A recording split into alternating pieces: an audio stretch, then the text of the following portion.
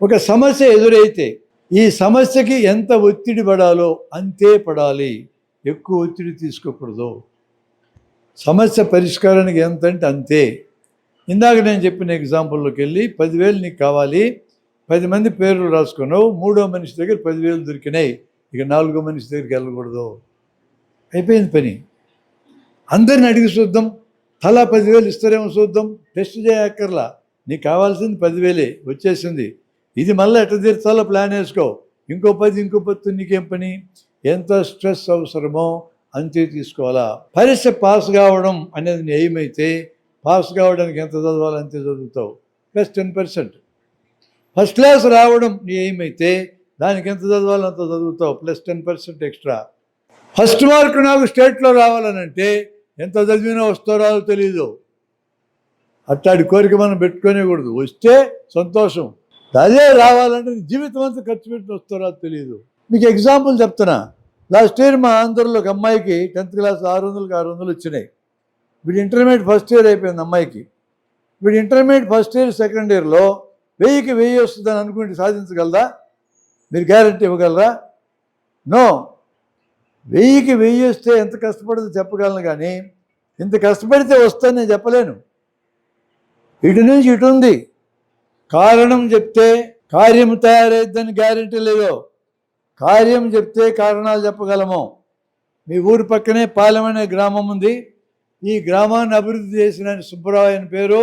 ఆయన విగ్రహం నీళ్ళ ట్యాంక్ దగ్గర కంచు విగ్రహం ఉంటుంది, పక్కనే సిమెంట్ విగ్రహం గాంధీకి నెహ్రూకి ఉంటుంది. మీరు చూడండి. ఆ ఊరికి బ్రహ్మాండంగా పనిచేశాడు. రీజనల్ అగ్రికల్చర్ సెంటర్ తెప్పించాడు, పిహెచ్సి తెప్పించాడు, పశువుల ఆసుపత్రి తెప్పించాడు. జీవితం అంతా ఖర్చు పెట్టి ఆ గ్రామం కోసం పనిచేశాడు. అది కార్యము. ఇప్పుడు ఈ కార్యాన్ని చూపిస్తే ఇది ఎట్టొచ్చిందంటే ఒక మనిషి ఖర్చు అయినాడని వచ్చింది ఆన్సర్. సుబ్బరావు ఖర్చు అయినాడు. కార్యం చూపించిన అభివృద్ధి అయిన గ్రామాన్ని ఇది ఎట్లొచ్చింది అన్నాం, ఒక మనిషి ఖర్చు అయినాడని చూపించా. ఒక మనిషి ఖర్చు పెడితే అట్లాంటి గ్రామం తయారైతే నువ్వు గ్యారెంటీ ఇవ్వగలవా? ఇవ్వలేవు.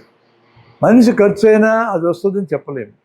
అందుకని ప్రకృతి నియమం ఏమంటే పని జరిగినాక పని నుంచి వెనక్కి చూస్తే కారణాలు ఇవన్నీ చెప్పగలము. కారణాలు చూపించినాక ఇవన్నీ కలిసి ఆ పని జరగద్దని నువ్వు చెప్పలేవు. ఇందాక చెప్పినవి అదే ఎగ్జాంపుల్. హైదరాబాద్ చేరినాక ఎట చేరినావంటే నాకు హార్ట్ అటాక్ రాలే, నా బస్సు డ్రైవర్కి రాలే, బస్సు కండిషన్ బాగుంది, ఎదురైన బస్సులు గుద్దలేదు, 4 ఆన్సర్లు వచ్చింది.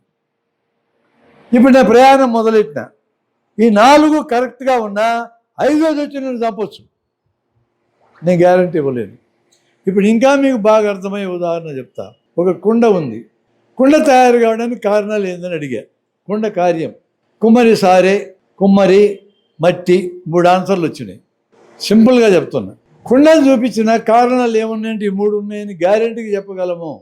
నేను కుమ్మరి సారే ఎదురుగ్గా పెట్టిన కుండ అయిద్దని చెప్పగలవా? మట్టి పెట్టినాము ఎదురుగ్గా, కుండ వస్తుందని చెప్పగలవా? కుమ్మరాయన్ని కూర్చోబెట్టినా తెచ్చి కుండ తయారైందని చెప్పగలవా? మూటనే పెట్టినా అయినా తయారైందని చెప్పగలవా? చెప్పలేవు.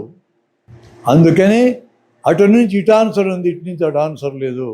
ఈ సూత్రం మీకు అర్థమైతే మీకు టెన్షన్ సగం వెళ్ళిపోద్ది. ఎంత ఒత్తిడి తీసుకోవాలో ఆ సమస్యకు అంతే ఒత్తిడి తీసుకోవాలా, ఇది 2వ సూత్రం.